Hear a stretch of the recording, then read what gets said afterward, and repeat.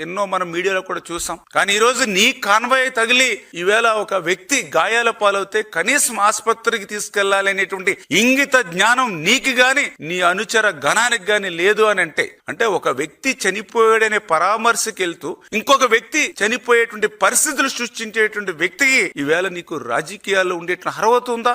ఇదేనా నువ్వు దళితులకు ఇచ్చేటువంటి గౌరవం అని చెప్పి ఈ రోజు జగన్మోహన్ రెడ్డి గారిని కూడా ప్రశ్నిస్తామని చెప్పి తెలియజేసుకుంటూ, ఇప్పుడే మధ్యాహ్నం ఒకరు చనిపోయారని అనుకున్నాం, మళ్ళీ ఇప్పుడే అందిన వార్తలు చూస్తే ఇంకొక రెండో వ్యక్తి కూడా ఒకరు చనిపోయారని తెలుస్తూ ఉన్నటువంటి పరిస్థితి. అంటే ఇప్పటికి ఇద్దరు చనిపోయారు, ఇంకొక ఇద్దరు ముగ్గురు చనిపోతేనే గానీ అక్కడికి పరామర్శకి వెళ్ళేటువంటి పరిస్థితిలో జగన్మోహన్ రెడ్డి కనపడలేటువంటి పరిస్థితి. అక్కడికి పోలీసులు కూడా చాలా క్లియర్ గా చెప్పారు, అక్కడ చిన్న చిన్న సందులు ఉన్నాయి, ఆ సన్న సందుల్లో కార్లు ఎక్కువ పట్టేటువంటి అవకాశం లేదు, ఎక్కువ మంది వస్తే ఇబ్బందికరమైన పరిస్థితి అని చెప్పి ఆ పరామర్శకి లిమిటెడ్ గా మ్యాన్ పవర్ మనుషుల్ని అదే విధంగా ఆ వెహికల్స్ ని వాళ్ళు అనుమతినిచ్చారు. కానీ దానికి భిన్నంగా మరి ఈయన ఒక జాతర మాదిరిగా ఒక మరి ఏదైతే ఆయన ప్రయత్నం చేశాడు, ఈవేళ ఒక పరామర్శకి వెళ్ళి ఇప్పటికే ఇద్దరు ప్రాణాలను బలికొన్నటువంటి వ్యక్తి ఈవేళ జగన్మోహన్ రెడ్డి అనేటువంటి విషయం చాలా స్పష్టంగా అర్థమవుతున్నటువంటి పరిస్థితి. అంటే ఈ రకంగా గొడవలు సృష్టించడం, అంటే రాష్ట్రంలో శాంతి భద్రతలు లేవని చెప్పినటువంటి విధంగా జగన్మోహన్ రెడ్డి కుట్ర పనేటువంటి పరిస్థితి.